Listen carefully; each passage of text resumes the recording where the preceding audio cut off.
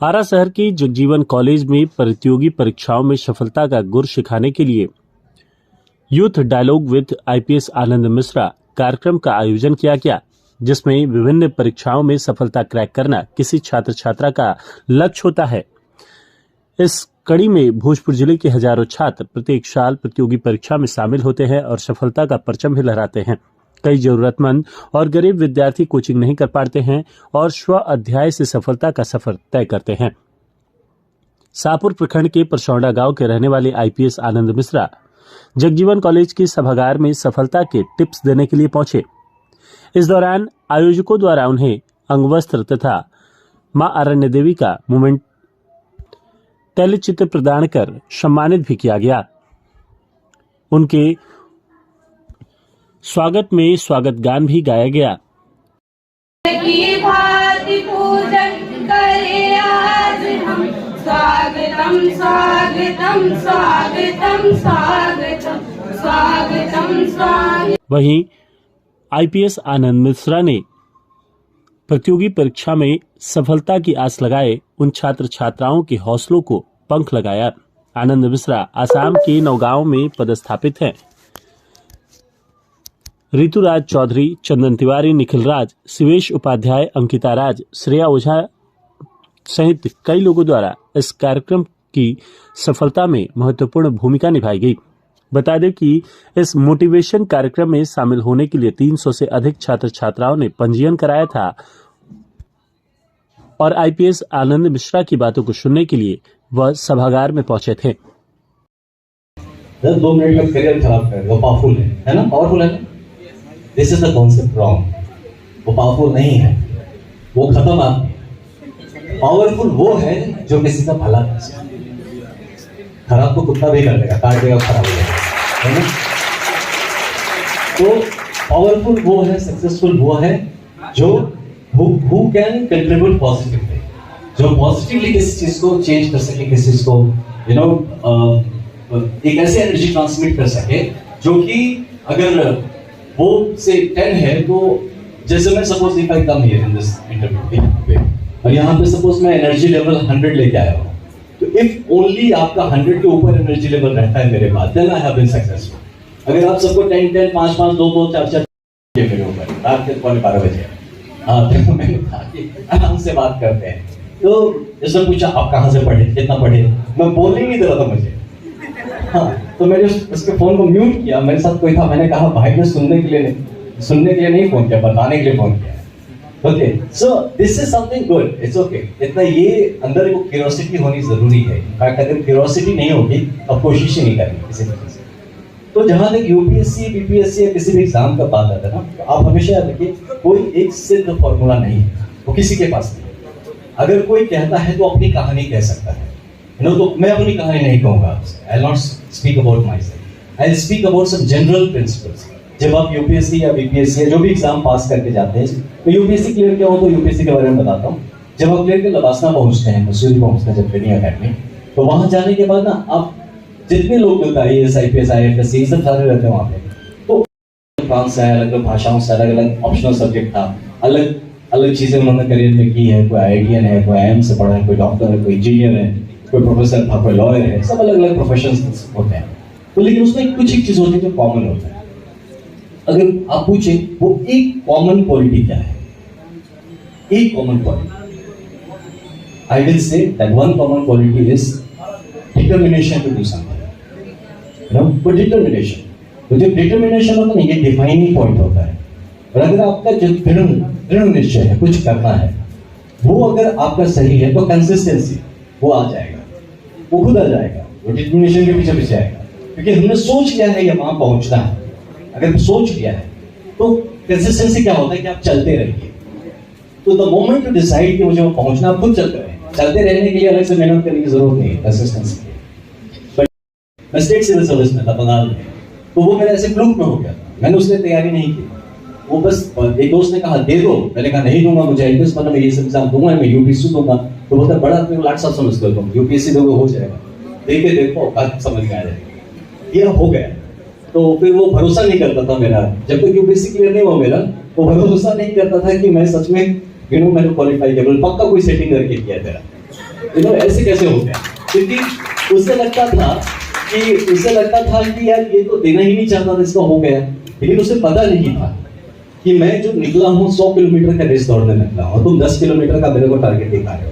वो तो 100 किलोमीटर से हाथ गेट 100 किलोमीटर, और वो चाहे जो हो वो मुझे करके तो और एक बैकग्राउंड जो मेरा रहा है, जो आप में से बहुतों का होगा, और क्यों मैं ऐसा हूँ, I am a person, if you give me a target I do it. और मतलब मरते दम तक बिन किए मैं रुकूंगा नहीं, उस टाइप का। ये थोड़ा वैसे आरा का पागलपन है थोड़ा सा, ये जिला का भी प्रॉब्लम है। तो ये चीज क्या होता है कि थोड़े इस क्षेत्र के लोगों को मैंने जो महसूस किया है, एक सनक होता है ना, हम सनकी है थोड़े से, तो वो सनक तो है अंदर। कराटे मैं 3 टाइम्स नेशनल चैंपियन गया। तो उसमें क्या होता था कि जब मैंने start keep doing all this things, तो कराटे में एक टीचर ने मेरी बहुत सही बात बताई थी, जो मैं शेयर किया वही दूसरे आपको ही बताऊंगा। कहते थे बेटा तुम मंच पे जब चढ़ते हो ना, तो मार खाने के लिए नहीं भेज रहे, वहां जाके हमको पॉइंट खेल के उसको जिता के आ गए, हम कॉम्प्लीमेंट्री प्राइज ले लिया, या हम लोग आपको बोलेंगे नहीं, पार्टिसिपेट करना बहुत बड़ी बात है, पार्टिसिपेट करना चाहिए, स्पोर्ट्समैन स्पिरिट चाहिए। Like get lost with your sportsman spirit, I want a medal.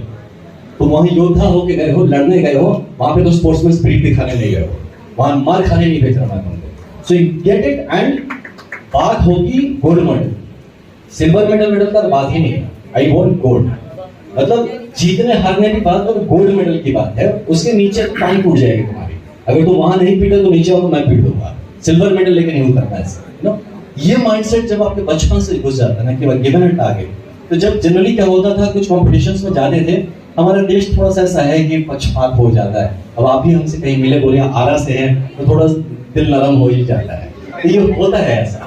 तो जब आप स्टेज पे जाते हैं कहीं कॉम्पिटिशन, सपोज आप हैदराबाद बैंगलोर में जाके कॉम्पिटिशन फाइट कर रहे हैं, तो जब वहाँ जजेस बैठे हैं, तो कोई लोकल जज भी बैठा है, अरे मेरा लड़का है, मारा तो था, लगा नहीं था, फिर भी पॉइंट उठा दिया, नहीं उसको मिला है पॉइंट। तो वो थोड़ा सा पक्षपात। अब उसमें पंच मार के बैक करके पॉइंट मिल रहा है, तो अब मुझे समझ में आता है कि ये ना पॉइंट मार के ऐसे पंच मार के ये कंपटीशन में काम नहीं होने वाला है, तो मैं कैसे जीतूंगा नॉकआउट। उसका कोई दूसरा है नहीं कि आदमी एक ही खड़ा रहेगा स्टेज पर, हाथी एक ही का उठाएगा, तो दूसरा पड़ा हुआ है जमीन पे।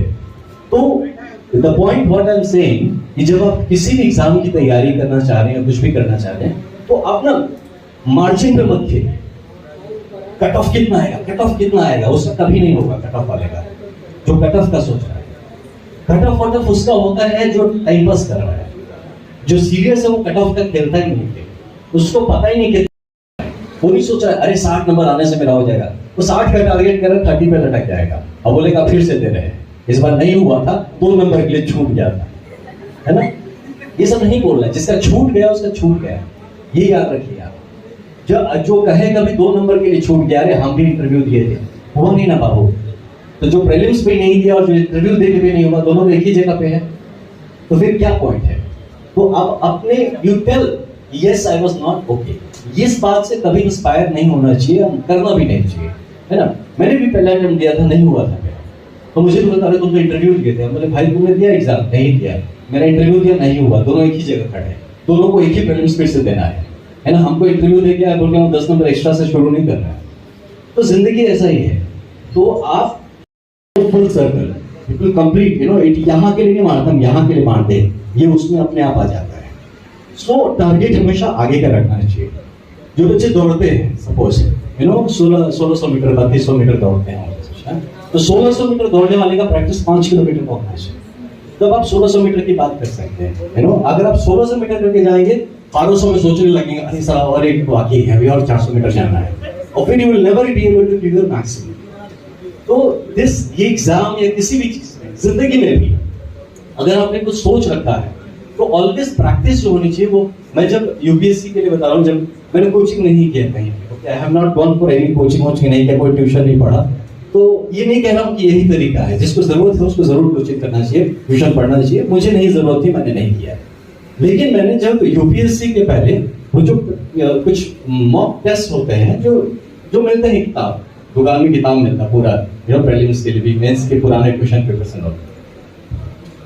मैं क्या करता था कि 2 घंटे का अगर पेपर है, सुबह 9 बजे से 11 बजे का फर्स्ट पेपर होगा, ये अगर चीज दिमाग में लेके मुझे देना एग्जाम, वो और मेरे टाइम में जो 150 क्वेश्चंस होते थे, जेएस का पेपर होता था, मैं प्रीलिम्स में और कोई भी यूपीएससी बीपीएससी या किसी भी प्रकार के कोई आपको सफल होने में कोई परेशानी हो रही है, उससे संबंधित कोई सवाल है ओ या आपके जीवन से संबंधित कोई सवाल है, तो आप सीधे ये आरा के लिए सर को मैं धन्यवाद दूंगा पूरे आरा वासियों के तरफ से कि सर से मैंने एक बार बोला कि सर आरा के छात्र और छात्राओं के लिए आपकी जरूरत है, आपके उन 2 पंक्तियों की जरूरत है जिनसे यहाँ के छात्रों को, यहाँ के छात्राओं को सफल होने में भूमिका निभाएगी।